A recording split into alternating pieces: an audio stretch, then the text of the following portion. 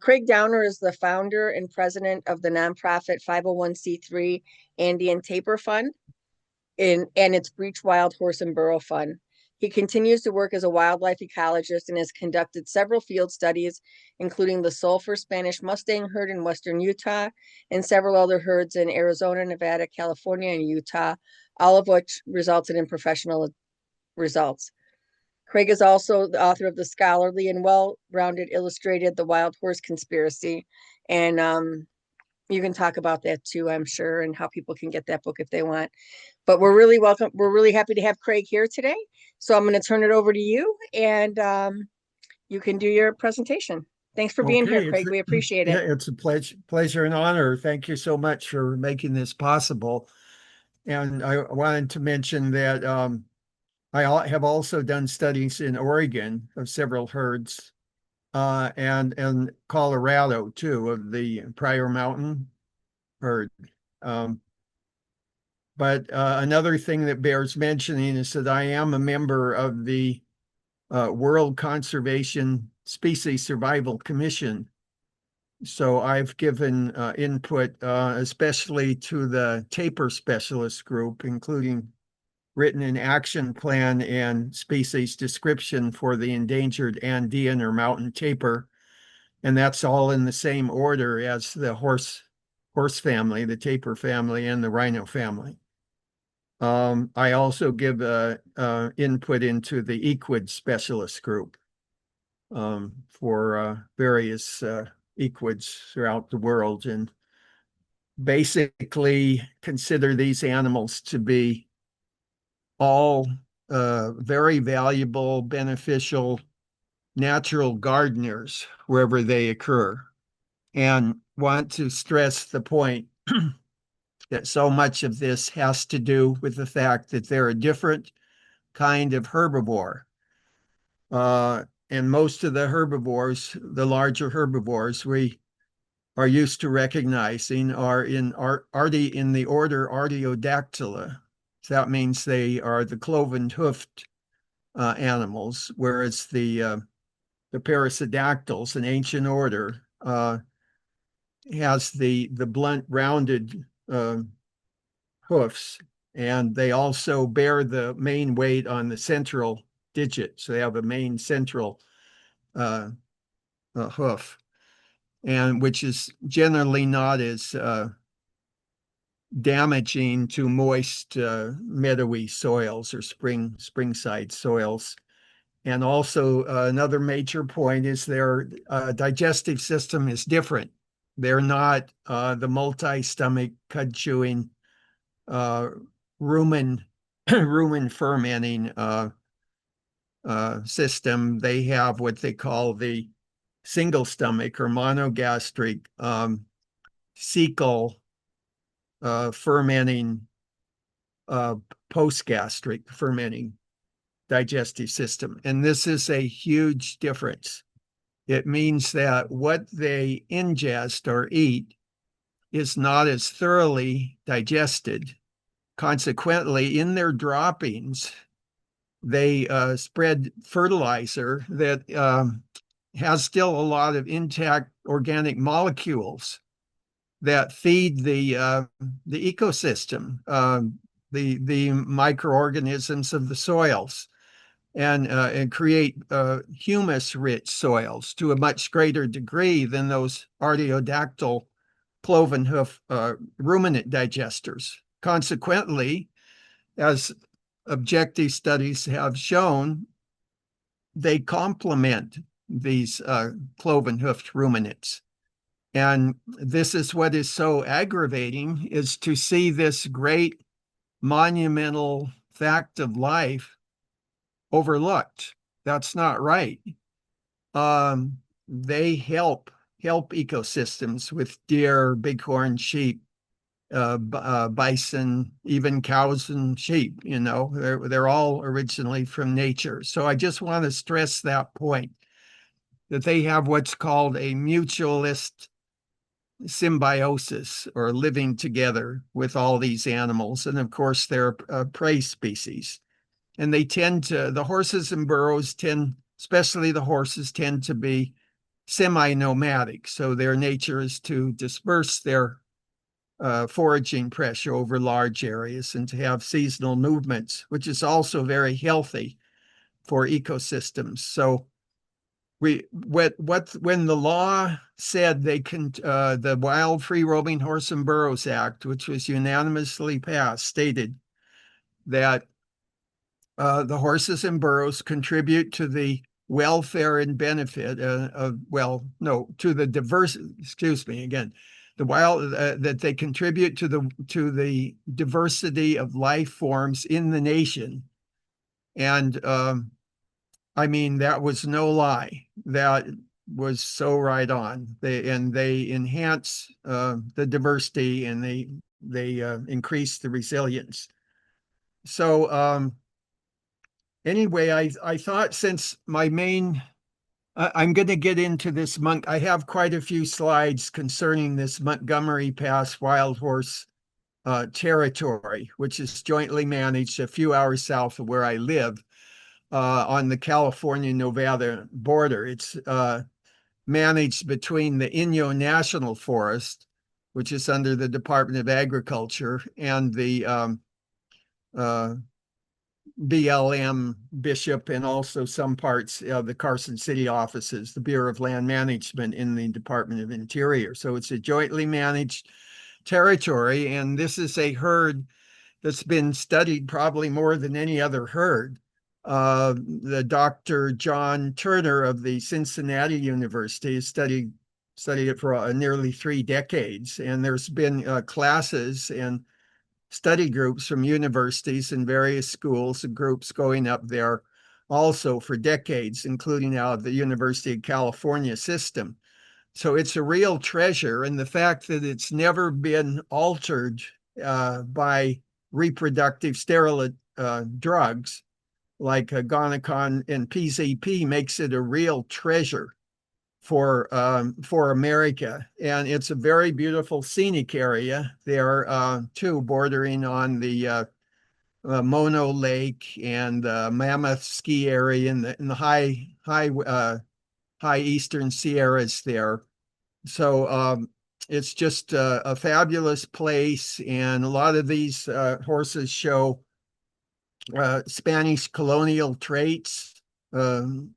The thick manes, the thick necks, and the sort of the regal bearing that just makes these Mustangs a real treasure for America. So I just want to say I am a plaintiff in a case that's been ongoing along with 2 other professionals. Carl Mrozek, the nature filmmaker, has worked a lot for CBS on nature films, and also Sherry Tobin, the doctor of osteopathy, who's a wild horse photographer too, has been going there for years. And we have a lawyer, and I've also given input to the Interior Board of Land Appeal to appeal that decision.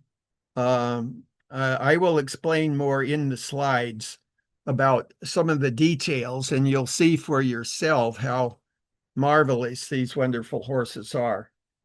I wanted to just read something, since I wanted to stress that there is a solution that is both horse respectful and nature respectful for truly obeying the spirit and purpose intent of the Wild Free Roaming Horse and Burros Act. And this is called reserve design, which is actually a branch of conservation biology that I began to learn about when I was a student at UC Berkeley. I had the wildlife management course from A. Starker Leopold, the son of the famous Aldo Leopold, the father of conservation in America.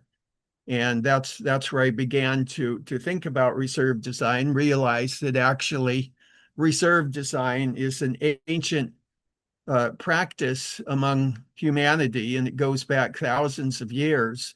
For example, I've lived and worked a lot in the Andes, and these Apa Inca, or the Inca rulers, had nature reserves, which they strictly protected. And when I say strictly, I do mean strictly, under pain of death for their violations. So they took nature seriously too. And you'll find Chinese and uh, people, and even Europeans, North Americans, people from all over the world that really took nature seriously, and all the diverse creatures. But reserve design became uh, a academic and professional uh, practice, and it's very, I'd say within the last 100 years, especially got going in the 1930s.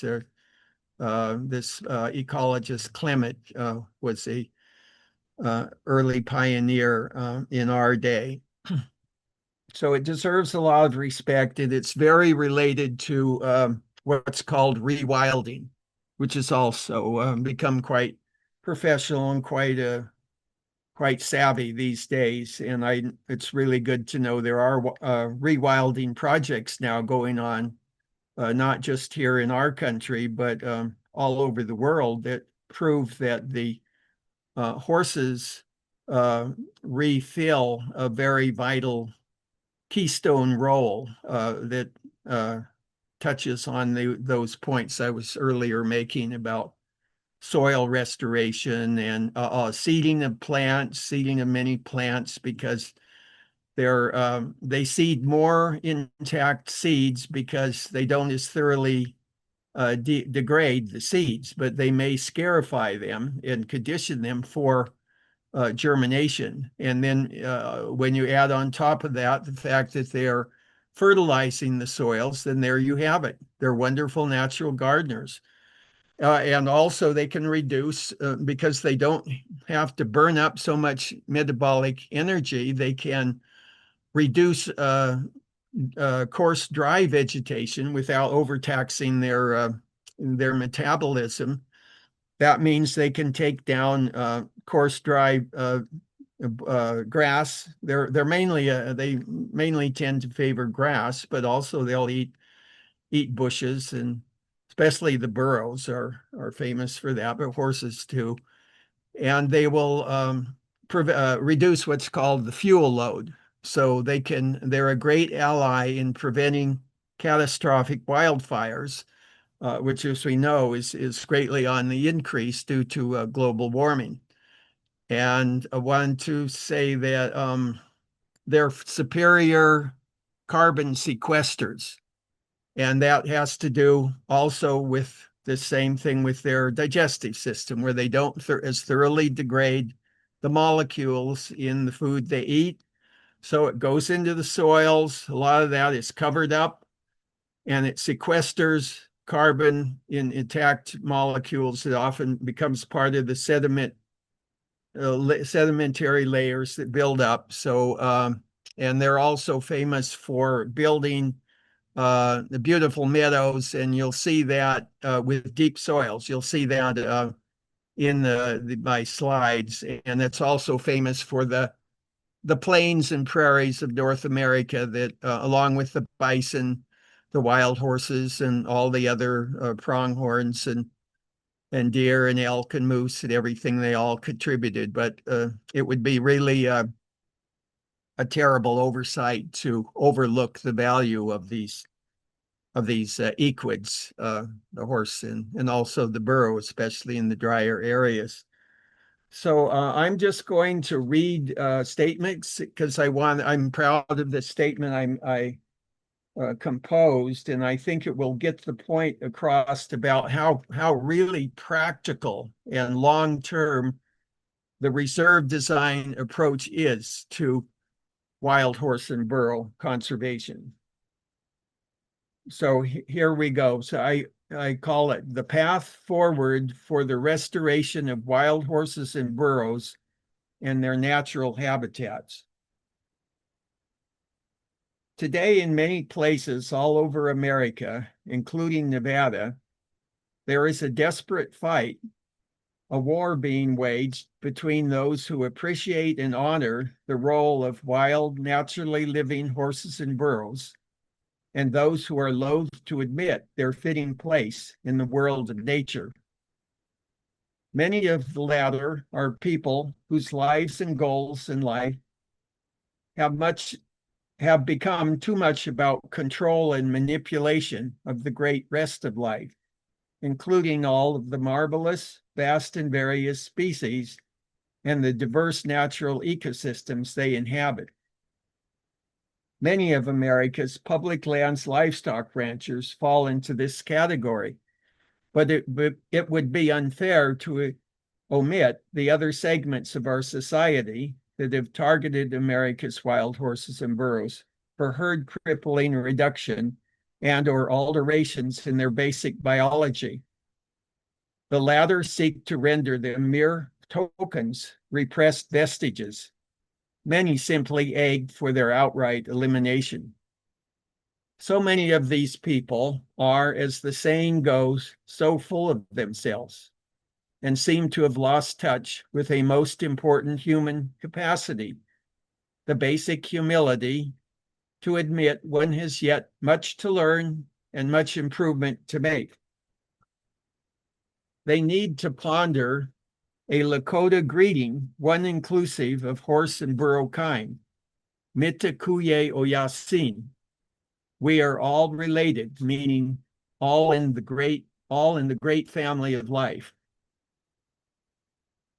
We can set life ship of state upon a different course, though.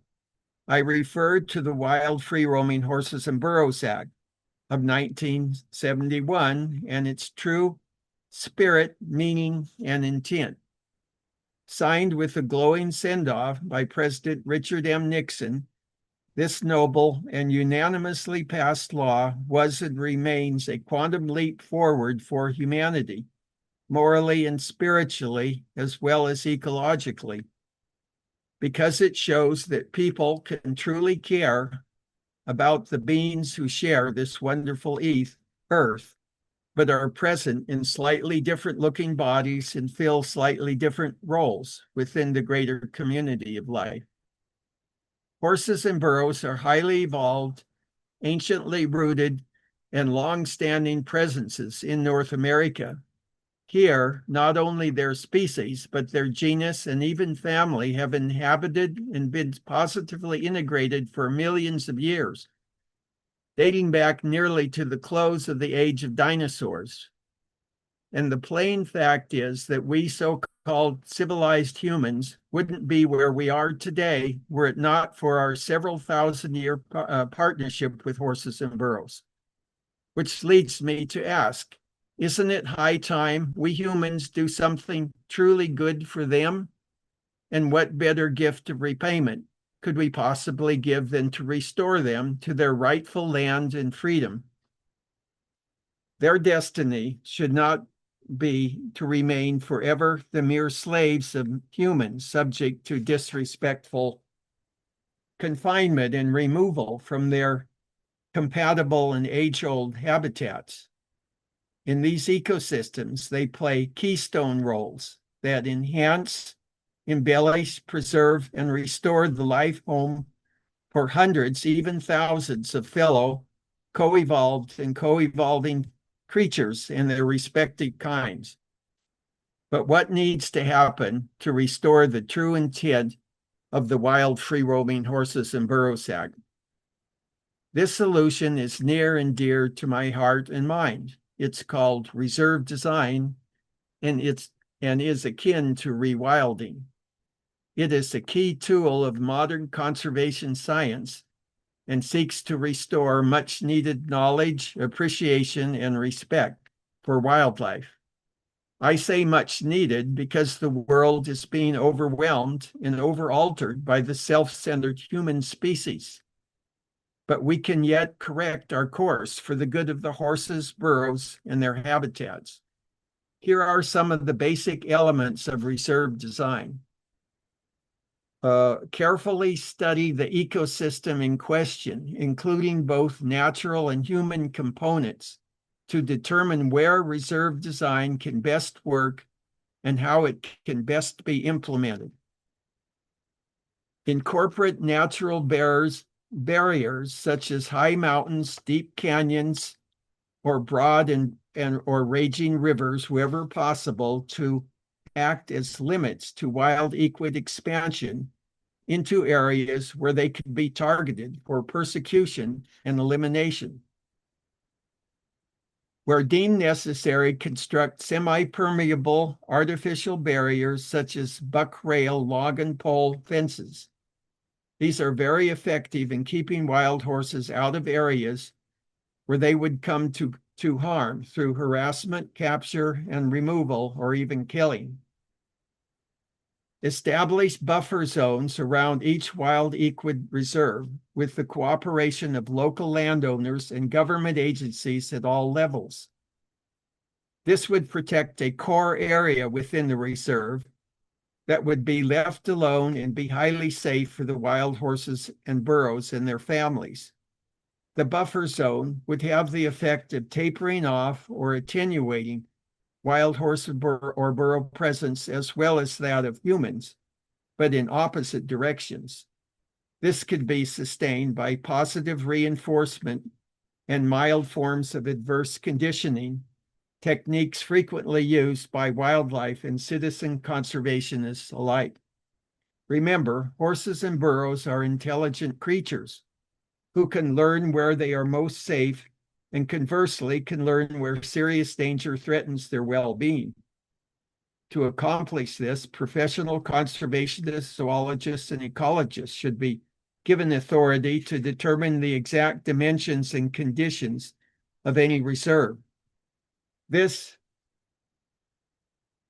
would replace BLM and USFS herd, quote, management areas or territories where wild equids' rights are largely or totally ignored in considerations of habitat resource allocations and population number assignments, often setting these metrics at absolute zero.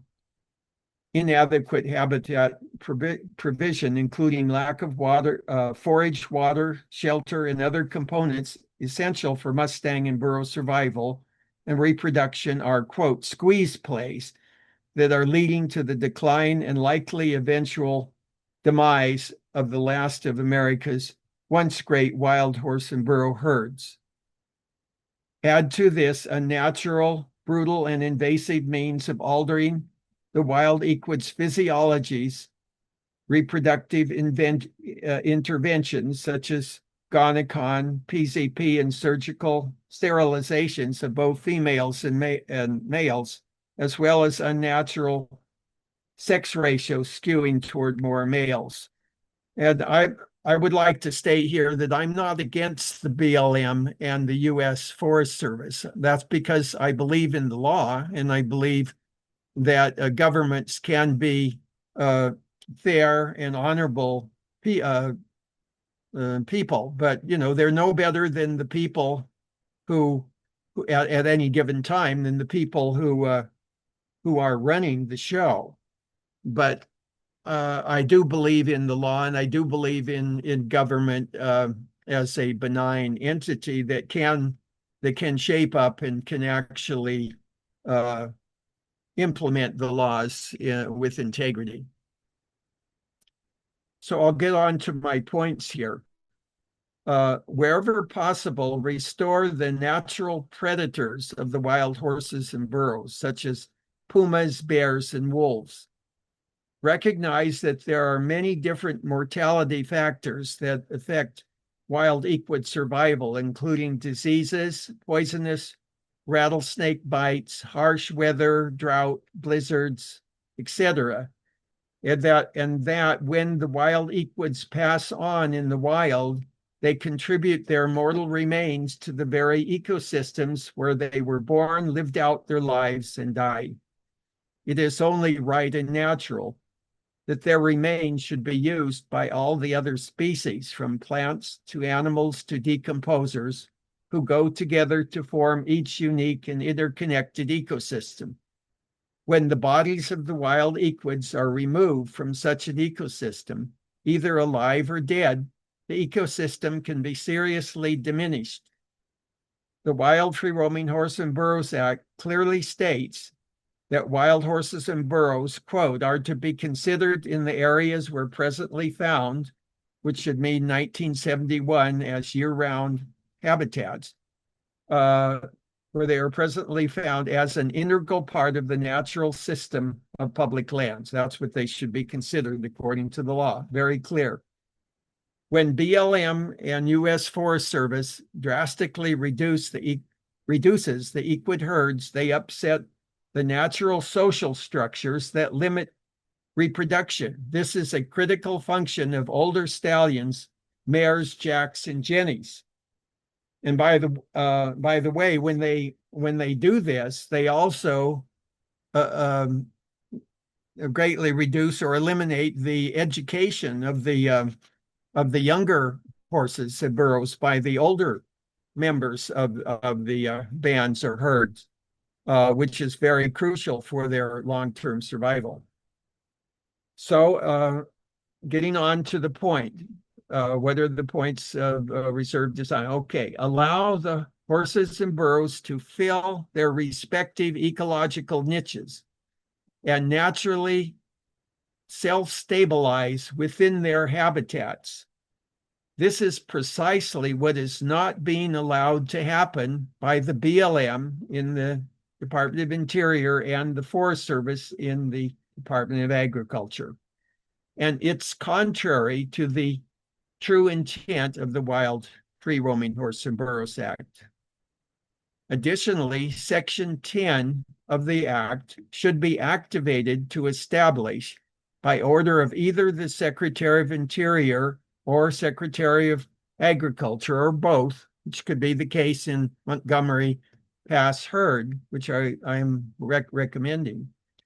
Anyway, to order long-term field studies of these wild equid herds in their habitat so that we can learn in greater detail just how these creatures relate and contribute to their ecosystems. I've recommended the Heber wild horse herd of the Apache Sitgraves National Forest in the Mogollon Rim area of Arizona would be an ideal herd for study, and as would several other herds, including Montgomery Pass herd on California-Nevada border. Both herds have a high degree of natural self-stabilization. Oh, by the way, I did a field study of the Apache Sitgraves, particularly in the area of the Heber mustangs there in Arizona, and that was published. So I can put in the link to that study in the Chirin publication out of Lithuania, I think it was, but in English, don't worry. Anyway, concerning the sagacious wild burros, I would recommend a Section 10 study Section 10 study herds, BLM's Marietta Wild Burro Range in western Nevada. That's near the California border, as well as Arizona's Black Mountain Wild Burro herd on BLM lands in around the old western town of Oatman. I have visited all of these herds and impressed by their vast, wide open spaces and rich species biodiversity. And I offer my support to the government agencies. Okay, to continue, just a couple more points here. We're done. Develop programs to educate the public about the positive aspects of wild horses and burros. These should include information about herds naturally restoring degraded ecosystems by A, building healthy soils that absorb more moisture, elevate water tables, and recharge vital aquifers, and also are more nutrient rich, which I mentioned earlier. B, dispersing a wide variety of intact seeds of diverse plant species, including many natives, with which these equids have co-evolved for millions of years. So obviously, this greatly bolsters the food chains and webs. C, helping other animals and plants by opening up water and food sources during winter and summer extremes. And because of their powerful physiques, they're able to break through ice or go through bushy thickets and open up avenues. That's really major in a lot of areas for helping smaller, weaker animals. And then D, sequestering carbon from the atmosphere. And I did a professional analysis of the and article on this, that they really are head and shoulders above a lot of the artiodactyl ruminant herbivores in sequestering carbon, in especially in the soils. And then E, mitigating and often even preventing catastrophic wildfires, and that goes along with their tendency to be semi-nomadic and to roam around, and they don't camp on certain areas so much, that they move around a lot. Okay, finally, to continue, develop win-win relationships between wild horse and burro herds and local human communities by providing supervised volunteer opportunities or even pay in exchange for monitoring and protecting these herds. Also, in order to establish complete and viable habitats for long-term viable herds, establish cooperative agreements to utilize private or other government agency land and resources, as is permitted under sections 4 and 6 of the Wild Free-Roaming Horse and Burros Act. Finally, promote moderate ecotourism enterprises. This is really big these days, of course. This would guide people from our country and abroad in non-disruptively observing these wonderful creatures in their natural homes together with their symbiotic companion species. Then, in related fashion, foment field biology classes at all education levels to observe and investigate wild horses and burros and their respective habitats in a respectful and non-invasive way. These would be spread out over many areas where wild horse and burros live, so as not to overly affect any particular herd. The ecotours would be similarly spread out. Then incorporate similar and interrelated steps that would loosen the present stranglehold on public lands of too often arrogant wild horse and burro enemies, including closure to livestock. There's provisions in the law to either decrease or actually close livestock privileges or permits in order to have thriving, healthy wild horse and burro herds. And final statement here. We must topple the monopolization of our public lands, on which there are about 100 times more livestock than there are wild horses, burros. Even within the wild horse and burros legal areas, these national heritage species find themselves at the bottom of the totem pole, receiving only about 10 to 15% of the forage, while the rest goes to cattle and sheep ranchers or other uses like giant mining enterprises, or they greatly favor the hunting establishment also, and seem to be oblivious to the fact that the horses actually complement all these animals in major ways. This outrage is entirely contrary to the Act, which clearly states that legal herd areas, as they're called on BLM lands or herd management areas, and territories on the Forest Service, should be devoted principally to the wild horses and burros themselves. Section 2C of the law. Adopting reserve design would restore America's herds to truly long-term viable levels in the thousands in commensurately viable habitats, including migration routes to and from summering and wintering habitats. Reserve design would rescue these wonderful native species from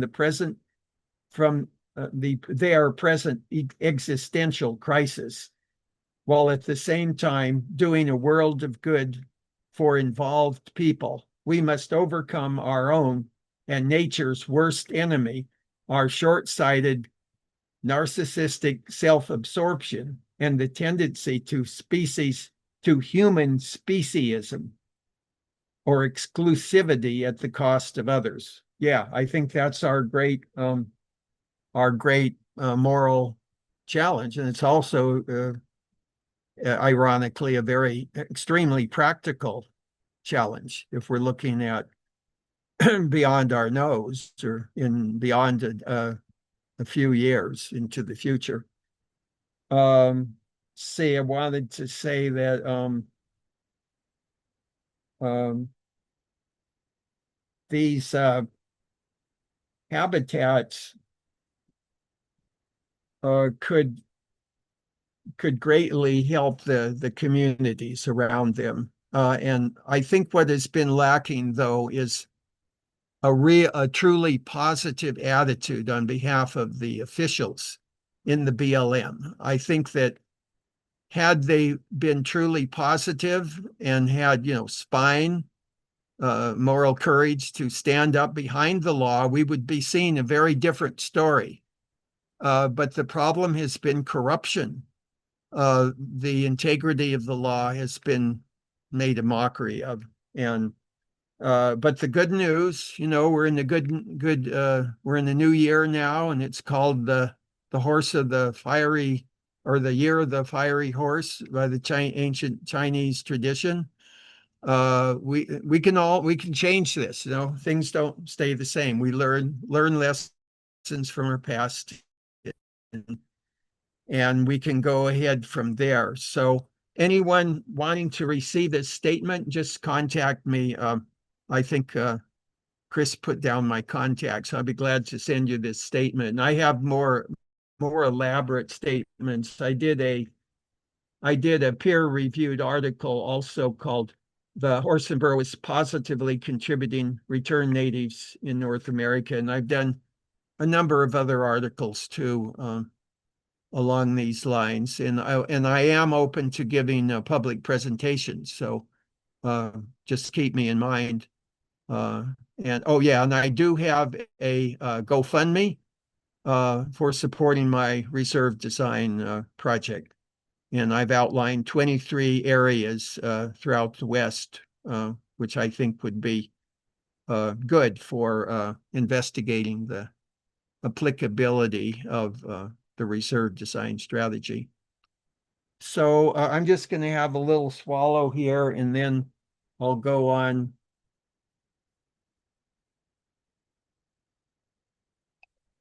I'll go on with the Montgomery Pass presentation. I think you'll appreciate the pictures here. So in this area, there's a petroglyph of the horses, and that's figure 1 in my book, The Wild Horse Conspiracy.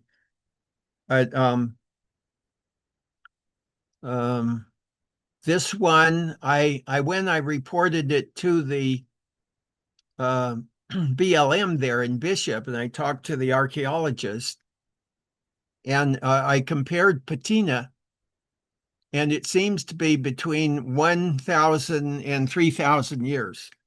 But to do a professional analysis, you can go in and extract little grains of carbon. At the time they picked it in, often with little antler prongs. I would have to get a professional paleontologist to do that, and you'd have to get a permit And the Benton Paiute tribe here, you should talk to them too. They hadn't discovered it either, and I recently showed them this. So there is a problem here, however, showing that unscrupulous people are coming in and chiseling off or using stone saws, and it's a very sacred area, so that's very, very concerning to me. Um, See, I had prepared notes for each slide, but for some reason the notes are not showing up at the base. Chris, is there a way that I could get the notes back? Um, Hello? Um, I'm not sure. It's in the mode that you put it in. Um, I think Linda can probably help. Oh, yeah. Yeah, because I had well, anyway, in this same general area too. Now I just recently discovered this. Linda, do you know That how he can change his presentation so that he can see his notes? If he wrote it on the bottom, maybe if he goes out of full size screen, because right, you can go full size where you see nothing else, but if you can bring up the other part of his screen, he might be able to get the notes up. Oh, let's see. Is that what the place with the little squares there over on the lower left? I'm not sure what kind of computer you're on, Craig, but like I said, if you wrote the notes on, was it in a different program or did you write? Yeah, no, it's in the PowerPoint program. It just and this was my version with the Well, latest it looks note. like your PowerPoint is full size for the photo. So maybe if up on the left-hand side, you know how you can go partial screen or full screen. Maybe if you go partial screen, it might come up. Oh, yeah, nothing's coming up here. There's just some little circles down at the bottom. There's one with three dots. You think might be there? If you go over that, it might give you a indicator of Okay, what they're yeah, then for. it says screen, Does he want to do presenter view? Show show presenter presenter. view? Oh, good. Ah, all right. Yeah, I still don't see the notes though here. Darn it. Well, um, oh yeah, okay, I do see the notes, but now the problem is they're over here on the right, and that where the people are, that We can't see it, Craig, so okay, so good. Yeah. you're the only one seeing the notes. So that's good. So I would just read the notes So because we're seeing the full size picture. now I click something where I only see myself. So No, go back one where you could read the notes and just realize that we're seeing the picture and you could read the notes to us. um see. Workspace and darn it. My screen. Okay, I'm back here. Well, well, that's a shame. I think I can remember these. That's okay. I'll just in this same area, uh it was pointed out to me within the last year and a half that hey, they'd say, did you know there's a horse there, like a horse full-sized giant size depiction of a horse. Some people believe. Can you all see this? Yeah. Yep, Yeah. we can see it. So can you see the right profile of the horse, especially the head on the right side? Yes. Yeah, isn't that I think in the right lighting, it really looks at. And some say that they made the vertebrae up where the sway and the back is, and even they can see the mane and the eye, of course, and the mouth and the muzzle with the nostril. And I hadn't noticed that before, so I said, "Wow, this is really something." And I took the professional filmer there, and he started seeing some other petroglyphs that he thought could be interpreted as horses. So I think this adds a whole new dimension because this is quite close to the Montgomery Pass wild horse herd that um, these Paiutes who have been there for thousands of years really could have had some contact with a prehistoric before the white man horse, and maybe made some depictions of their own. Craig, someone was asking where this is at. It's to the south a ways of the Montgomery Pass herd. It's not far from Benton. Benton, the town of Benton in California, right close to the Nevada border. All right, thank you. It's off the US 6. If anyone interested can contact me. Let me see. Part was showing how exuberant and thriving the ecosystem is here in the Montgomery Pass wild horse territory. And look at those pinyon pines. And there's junipers and sagebrush and deer brush, and look at the grass in the foreground. It's doing great. It's setting seed. So I wouldn't say these horses are damaging the ecosystem. And here we are at the River Springs meadows, which are a real vital center for this herd. And they tend to congregate here. The different bands come in from the different directions. They're home ranges, and they congregate quite a bit here. And this area is flooded, and it's also grazed by cattle. But it's really a thriving ecosystem. And the point could be made that these horses are helping to create this thriving meadow through their droppings and seeding the plants. And I think if there were an objective study, they would prove that conclusively. So there should be such an objective study. This shows by the little gurgling brooks about the ferns there and the bushes and the reeds, called the Juncus, Juncus genus, and sedges. They're just tremendous variety and insects pollinating. So it's really a wonderful ecosystem. And there was some. I thought that might be an old horse skeleton there decomposing. And again, nice little shots. You could just judge for yourself, how beautiful it is. And look at those pinions there to the north. The pinyon juniper forests are just doing great. And they have their migratory patterns. And sometimes I notice they tend to go up in the hills during the day, especially when it's hot, because I've been there all seasons, especially this past year. I was there spring, summer, and fall. And I notice how as it gets colder, they would come down toward the meadow for the night. But there's the young doing great.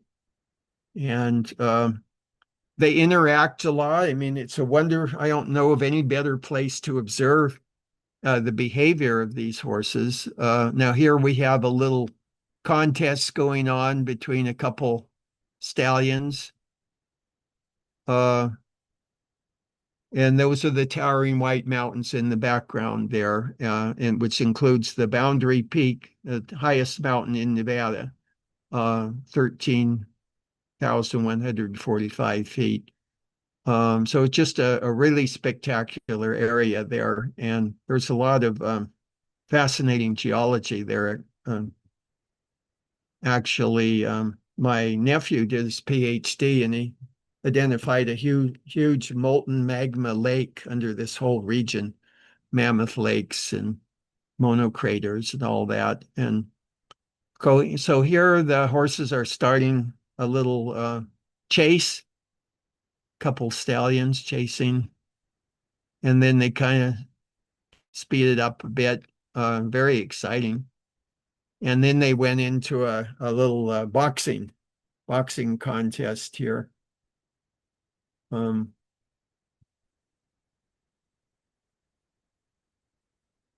just magnificent animals. But I don't think this was a vicious fight. It was more of a playful contest, and that keeps their vigor up, vigor of the horse family. And here he appears to be like trouncing on the neck of the horse. That just really exciting to observe these behaviors. And there's a lot of birds come in here too. There's geese, and there's black ibis and ducks and uh, yellow-winged blackbirds and all kinds. It's really amazing. Little pools here and there. Some quite a variety of horses. There's even white horses this area is known for. There's one of them, real handsome stallion there.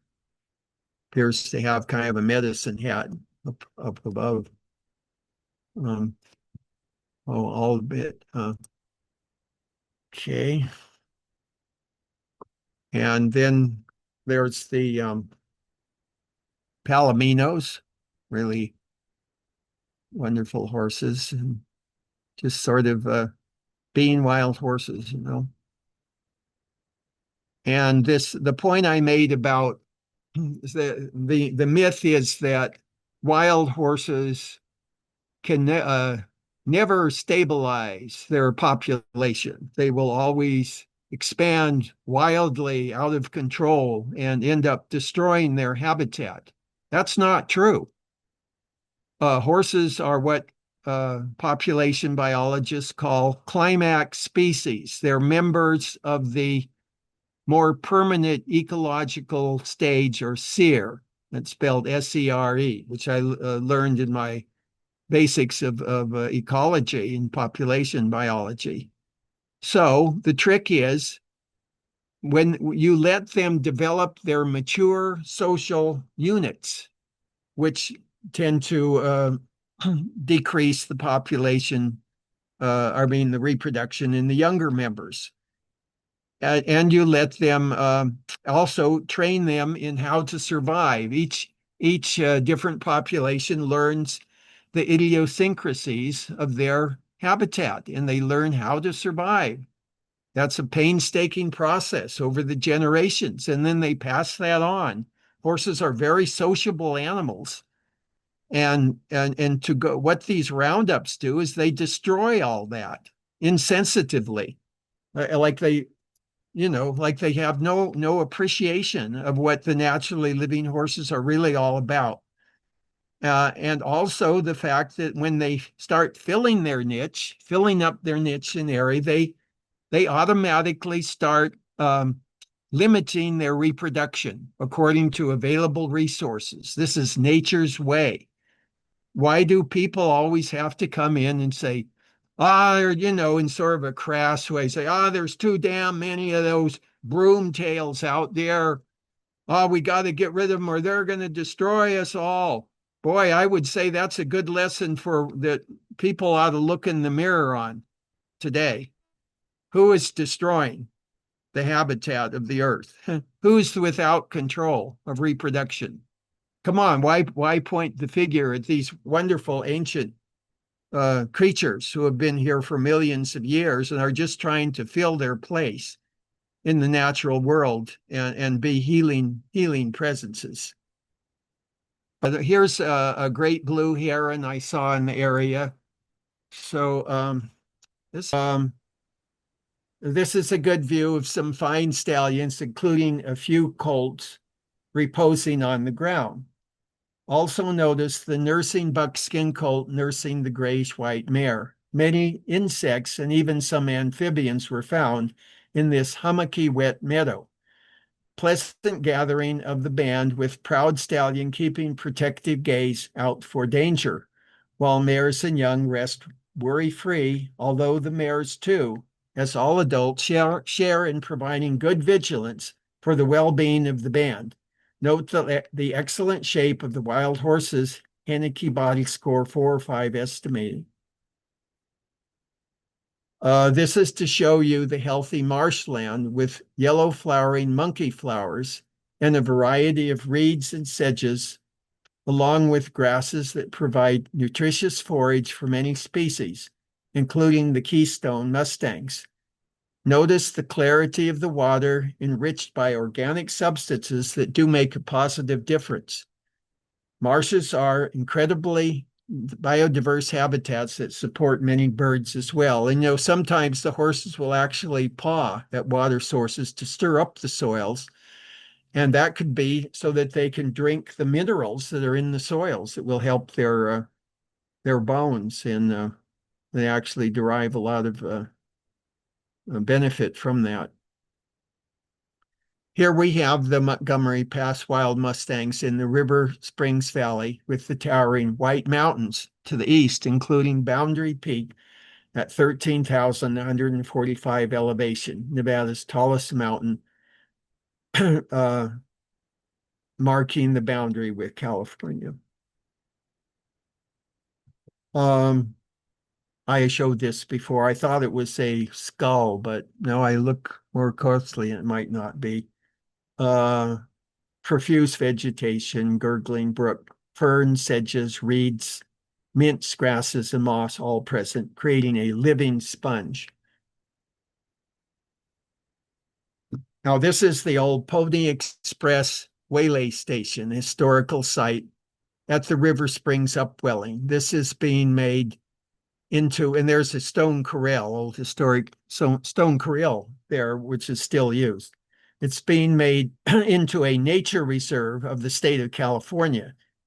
It is feared that they will try to eliminate the wild horses from this area due to their history of being anti-wild horse and scapegoating them for everything they can possibly think of.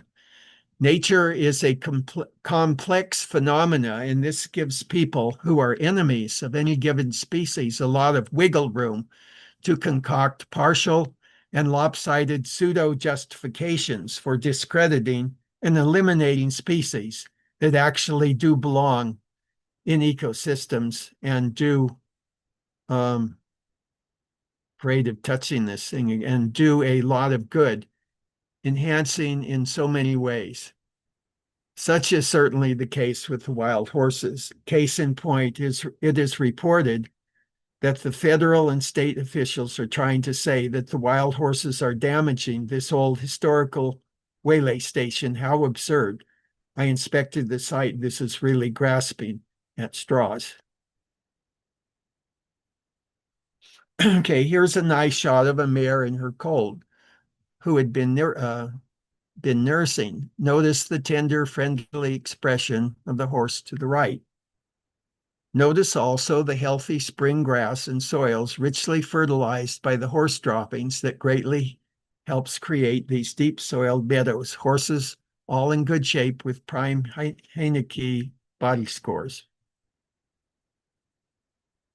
The Montgomery Pass territory close-up of the wild horse dung depot, also vulgarly called stud piles, showing how droppings incorporate into the soil, creating humus. From this spring, a variety of palatable grasses, sedges, reeds, etc., that are nutritious food for a variety of animals, including ruminant cloven-hoofed herbivores like the deer and antelope. And there were a lot of deer and antelope around here. They all seem to be thriving together, often very close to the wild horses.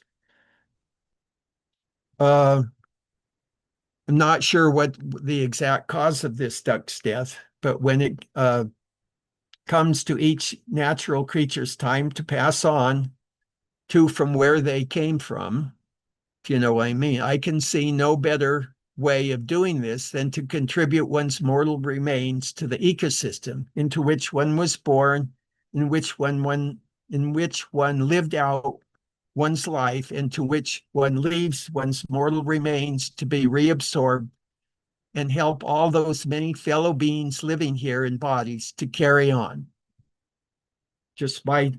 I think that's the right attitude. So I don't know how you feel, but I imagine a lot of you feel the same way. Here's a proud young buckskin stallion who had just mated with one of the mares. He stands observing me very carefully, assessing my intentions. Horses are very sensitive and intelligent animals that can detect enemies in a variety of ways. Fortunately, he correctly considered me a friend, I believe. Note the white colored Mustang on the right. And Montgomery Pass is known for its white horses too. They're quite splendid. Here we're showing Mustang congregation near the old corral. And I saw a peregrine falcon there at the corral, by the way. And the loading chute dates back to the mid 1800s in the River Spring Valley. For early spring, it looks quite healthy condition. Yeah, this is the same one duplicate. Here he is, he's trotting quickly around his herd companions with his ears set slightly back in an animated fashion, as if to say, please show us respect. Note there's a few horses paying close attention. Here, notice, I think I showed this one before, but powerful body, eyes me carefully to determine motivations. Tell him, yeah, there I'm respectful. And there's this beautiful palomino at his side. The background shows the sagebrush, and higher up in the mountains are the stunted pinyon juniper forest. It's a perfect place for horses and their legal home, according to the act, unanimously passed act. So there's quite a variety in this ecosystem.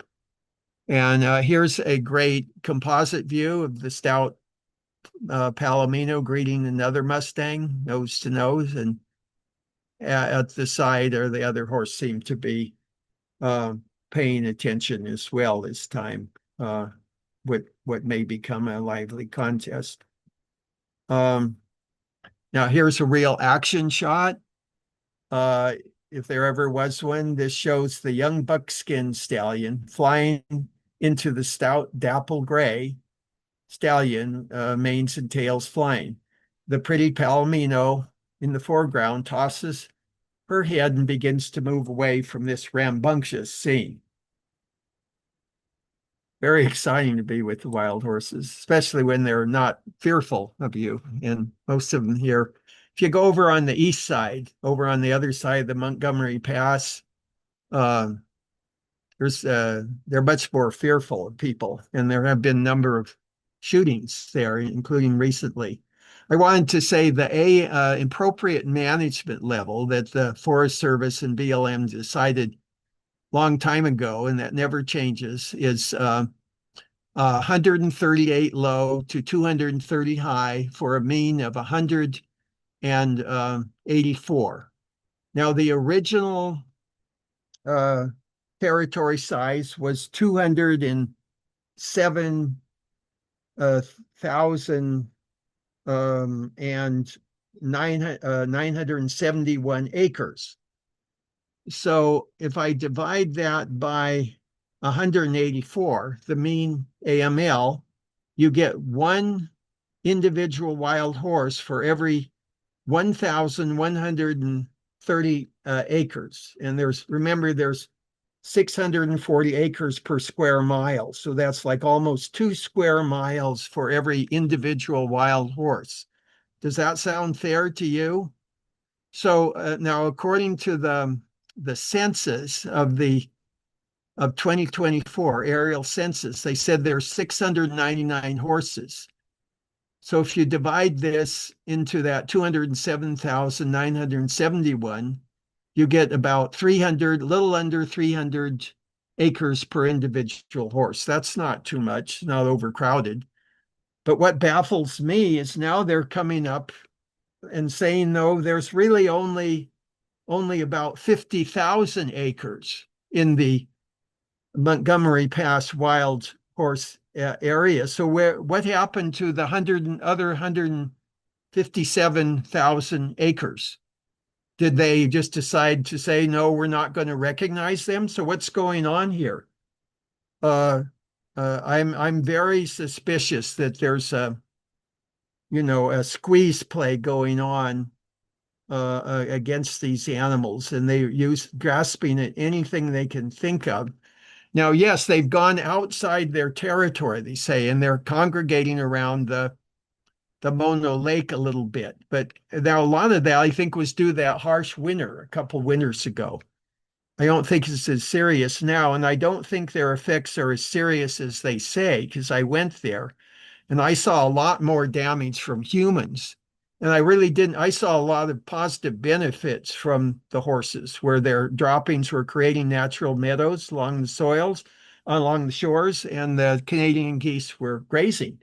And the rabbits and insects, it looked like a thriving ecosystem that would benefit the birds. I didn't see them climbing up on top of the big 20-foot tufa towers like people were doing. I got a picture of that and breaking it down. So, scapegoating, same old story. I have some slides later on to show that. So I'll continue on here. I just wanted to bring that out about the slyness of these people, and I think they're listening a lot to the other side and not listening to those who really do appreciate naturally living horses. Okay, here we have a young buckskin stallion who has been feeling his oats lately. He decides I've been taking just a little too much interest in him and his fellow Mustangs, and briefly charges me. No, I don't. You can give me a baddie point there, but I get so fascinated with these horses that I just love being with them. And I think they generally are very, very sensitive, and they can detect a friend from a foe. But it is true, you should try and just leave them alone and let them be themselves. And notice the lovely high forested mountains to the south. And also notice his very well-trimmed left front hoof and the slight white socking he has around it. Also notice there is hardly any bare ground, indicating the horses are careful pruners of the grasses, instinctively having a sense of preserving the plants that allow them to survive in the long term, not only in their present lives, but far into the future lives of generations. What a beautiful philosophy these horses have. They are so wise. I really believe they are very wise presences. Here's another shot of the gray and the palomino after they were chased. They look intelligently my way, as if to ask what I have in mind that concerns them. I tell them nothing but peace and harmony and goodwill, my equine friends, nothing but charity. Carry on in your beautiful, natural, and free life. This is what I value most, and why I'm here with you now. Notice the forests again. So this plant, I met the California Fish and Wildlife biologist, young lady there. She was very pleasant, and she told me there are certain threatened rare plants here. So I believe this is the one. It looks kind of like a thistle to me, but as I recall, the plant in the River Springs pool amid the grasses and reeds at the edge where rare desert fish occurs, also in that little headwaters of the spring, the river springs, where it burbles up from the earth. Anyway, it's this rare plant. I noticed a number of them among the horses, and I learned that the officials were trying to use this rare plant to argue for the elimination of the wild horses. I believe it was something like Avestia genus. So that's something we should really examine critically, and not just another arrow in our in the arsenal against the wild horses. Maybe they actually help them. If they're enriching soils, why wouldn't they be helping these rare plants? And here's the old corral, dates back to the mid 1800s. It's used to this day for rounding up livestock, mainly cattle. Sheep also graze within the territory. They get by far the most forage allocations compared with the wild horses, in spite of the fact that Section 2C of the Act states that the legal herd areas designated for the wild horse and burros shall be devoted principally to their benefit, not the benefit of exploitive interests, such as certain ranchers or miners or hunters, whatever else, off-highway vehicle people that do incredible damage. Yet you hardly see anything trying to curb them in. Yeah, because they can talk and fight back, but what can the horse do? Here's a revealing shot along one of the Forest Service roads in the northwest sector of the territory, showing a mix of habitat conditions from shrub to steeper rocky shrub and tree dominated. This is all of value to the many species that live here, including the wild horses. And ferreting out these various contributions and the adaptations that organisms make to live here is all part of the great fascination of the science of ecology. So bravo for the profession, the discipline that I chose, ecology, study of the interrelationships between and among all living kinds and all the so-called inanimate world as well. I think, in a sense, it's all animate. We're all, one home, one family, one life. So I encourage people to really delve into ecology because it has so many wonderful ways of enriching your life and making you aware of what's really important and needs to be addressed today. This is a great view of the Sierra Nevada high peaks to the west of the territory. Note the deep snowpacks wedged into this colossal mountain's crevices, supplying year-round water to rivers and lakes below and restoring the water table, so important to both sides of the range. And please note that we're in quite a serious rain shadow here because the heights of these mountains, Mount Whitney is just a little ways south. It was about 14,500 feet.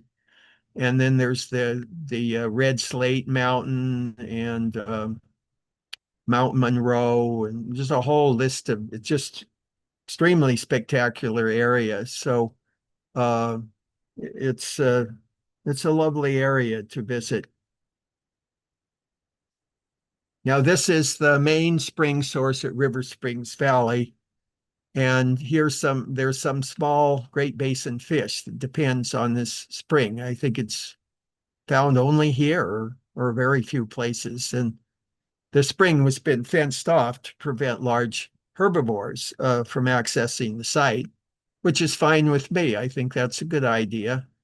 But don't eliminate all the horses from that vast River Spring Meadow Valley. That would be a tragic betrayal of their rights in this in their territory, legal territory.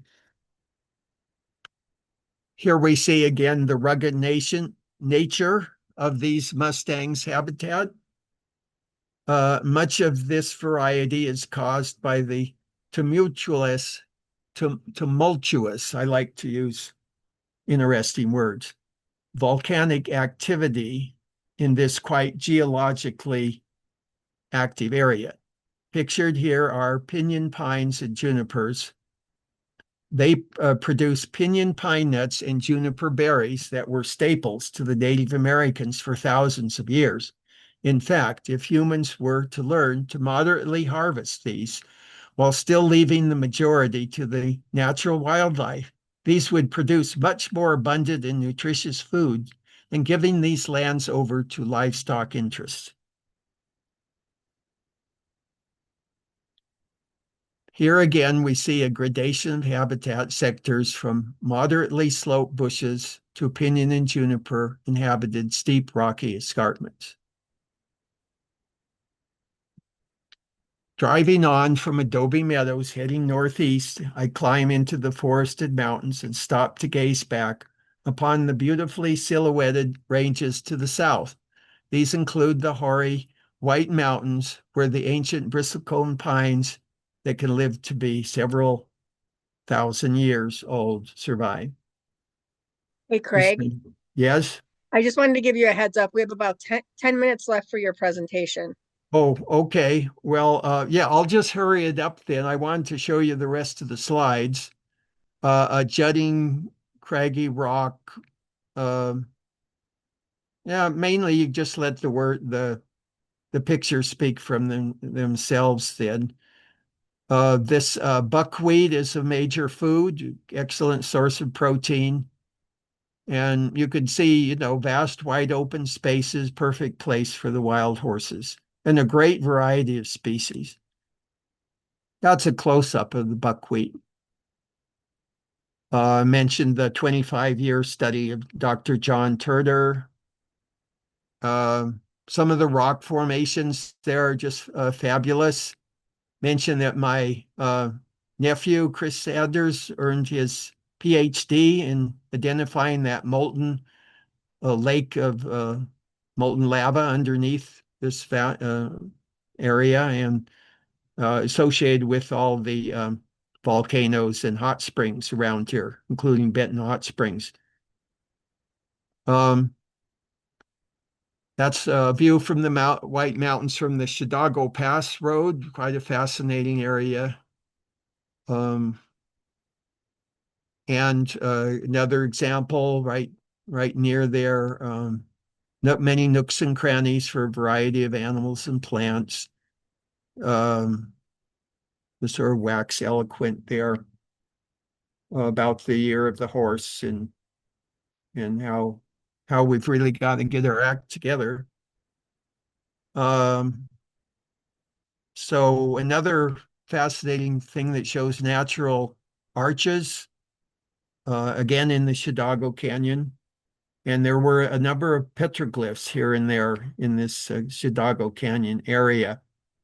But I mentioned the vandalism that's occurring. Another example of these. You can really use your imagination here too, imagining different mythical creatures or whatever faces. That's looking over toward the Sierras again and toward the Owens Valley. Really nice stands of pinyon juniper here. Beautiful conically shaped juniper there, and frequent mule deer, as well as mountain lion spoor or tracks and droppings. Bobcat also. There's a real old juniper, could be 1,000 years old, and then some round bushes of buckwheat, which are good food for herbivores. And another view of the Sierras and the snow-capped peaks. Now here we get to Mono Lake. Is a very important lake, a major Pacific flyway stopover for many migratory birds such as tern, seagull, phalaropes, etc. It's highly alkaline, and as springs bubble up into its surface from subterranean sources, often associated with the large molten magma lake that underlies this region. Tufa mounds are formed along certain shoreline, such as South Tufa area that has a trail for visiting tourists. Here, so this Navy Beach. Here are some of the wild horses. Some of the wild horses have come in recent years, and this is one of the major reasons they are being targeted for removal. Both the bishop to remove decision to remove practically all the horses, anyone outside of their area, is I think really extreme. And I did a photographic study in the South Tufa and Navy Beach, and as an ecologist, I did not see enormous damage from the horses, but I did find a lot is occurring because of what humans are doing. I found on the contrary, there are many positive contributions the wild horses were making, such as healthy soils, more grassy, meadowy habitats, benefiting many animals as well as plants. I observed the Canadian geese, the desert rabbits, such as cottontail, and I presented my photographic essay to the lawyer who's representing our case. He thought it was quite convincing, as did others. So I think, a lot of this nature is complicated, and people who are targeting a species such as the horses, they can by just partially picking and choosing what they choose to recognize or how they interpret what certain impacts are from the horses in a negative way, that can really convince a lot of people who really don't have much knowledge. So I mentioned if there are these delicate pencil tufa mounds, then they could build this buck rail log and pole fence around this area to prevent anyone, including humans, from kicking them or damaging them. And then you notice a lot of Indian remains, like these places where they ground seed. These were probably the Paiutes there that lived for thousands of years and had a really beautiful way of life where they were not destroying their home, natural home, as the so-called superior civilization, our modern lifestyle, appears to be doing. And I think there's abundant proof of that. So who's the real superior one as far as human tribes? Hey, Craig, someone asked, possibly, could you send me your slide deck and I can add it to the website so people can see that? Because someone else wants to know if you can talk about the case. Is there going to be a roundup this summer? Yeah. I think I'm very positive about the case because I think they're really stunned at how much interest is being shown. So I'll just quickly finish up with the slides, and sure, I can work that out with that collaborator. That'd be great. So this is the overview of the River Springs. You see, it's a really good ecosystem. I don't see a basket case of an ecosystem. This shows the new ecological preserve, the state of California. I explained, I think they're trying to use this and portray the horses as the misfits, and that is so unfair. Again, we saw this. This is the source of the River Springs. It comes bubbling up from the inner earth, and it's a very wonderful little source spring. Just some lovely scene there. I talk about the ecological niche and being fair and the true fulfillment of unanimously passed wild free roaming horse and burro. So why should just the exploitive interests be listened to, and the people that love nature and love horses being true to their own nature be given, not listened to or not heeded or treated like they're sentimental fools? Who is the fool?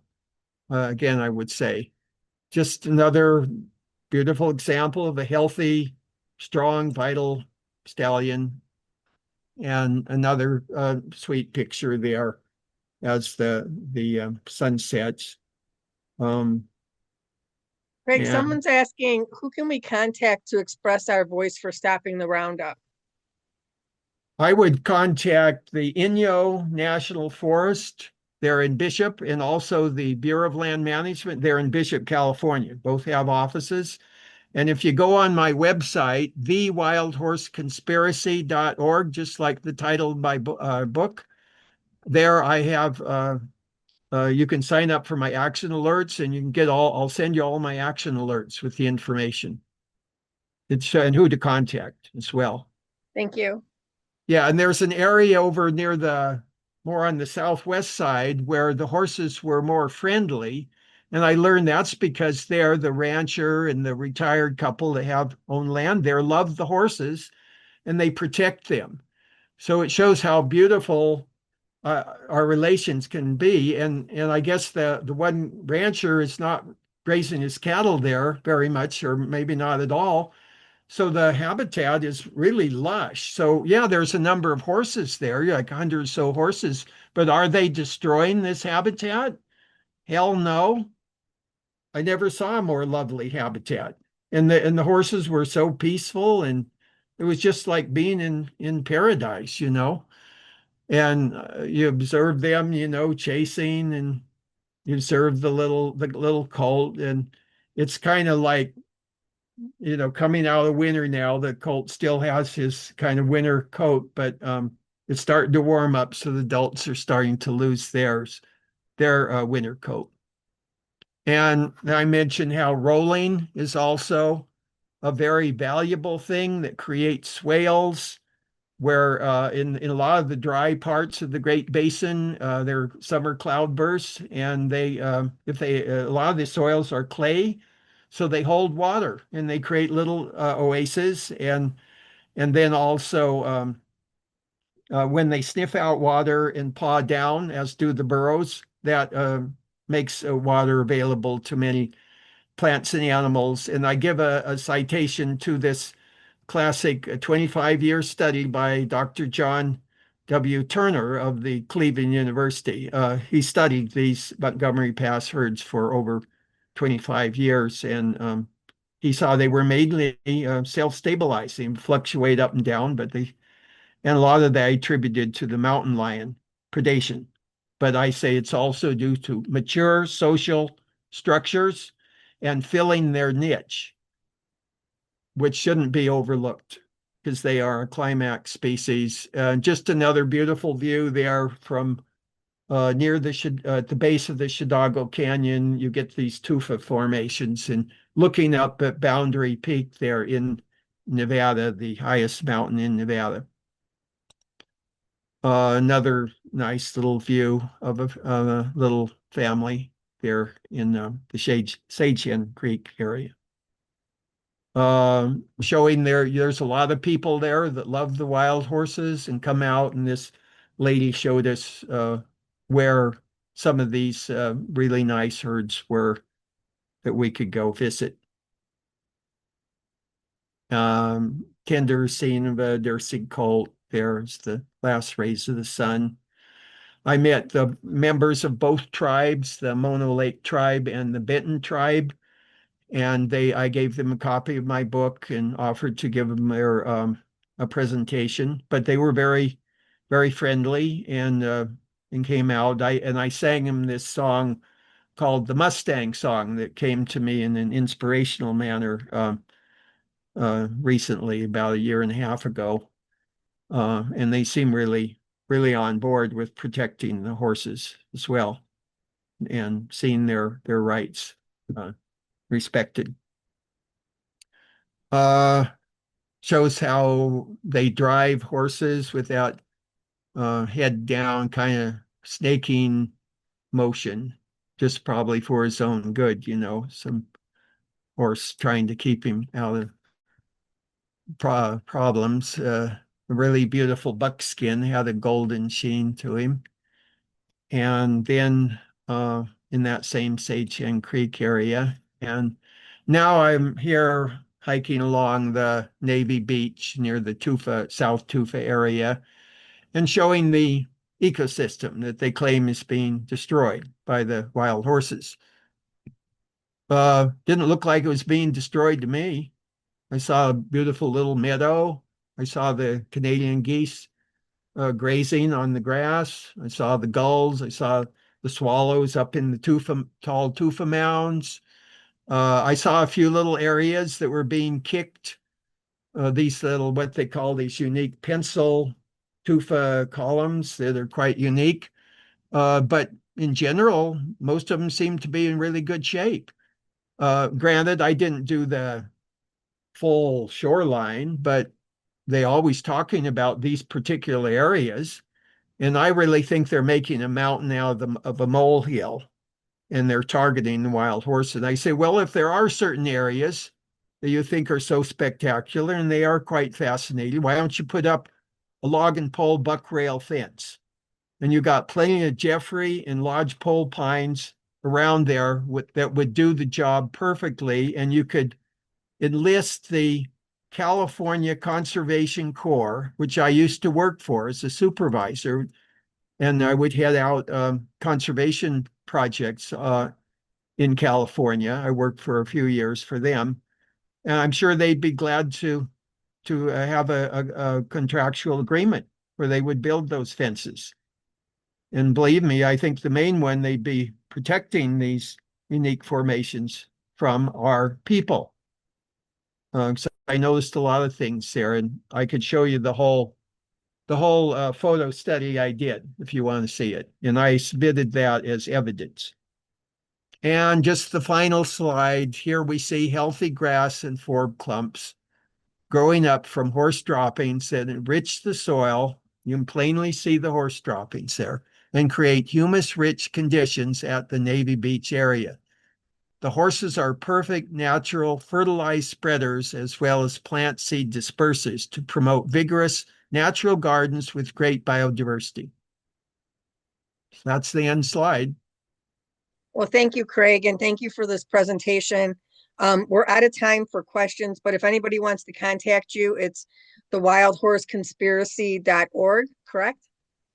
No, just go to ccdowner@aol.com. Yeah, you can also go to thewildhorseconspiracy.org or AndeanTapirFund.com, my two websites. And I do have a GoFundMe called MSTNG Reserve Design, GoFundMe MSTNG or /MSTNG Reserve Design if you want to contribute. And I've been at this for years because I believe in that this is the horse and nature respectful way rather than semi-domesticating the horses. And they're really not the same, these horses. I think Gonacon is absolutely horrible. And I guess the native PCP isn't as bad, but you're still domesticating these animals who are returning to their truer nature. So wasn't that the true purpose of the Wild Free Roaming Horse and Burros Act? Letting them be themselves, yeah, and have a viable habitat. So let's not be pushovers here. If we really love the wild horses, let's do what's right by them. And can you repeat your email address one more time? It's just like my two first name, Craig Carpenter, CC, the two initials CC, then my last name, Downer, DOWNER, lowercase, at AOL.com. All right. Thank you very much, Craig. We appreciate it. And we do have one more presentation today that'll be starting in about 20 minutes. So everyone's saying thank you, Craig. So we appreciate it. Thank you. Sure. Thank you, everybody. Thanks.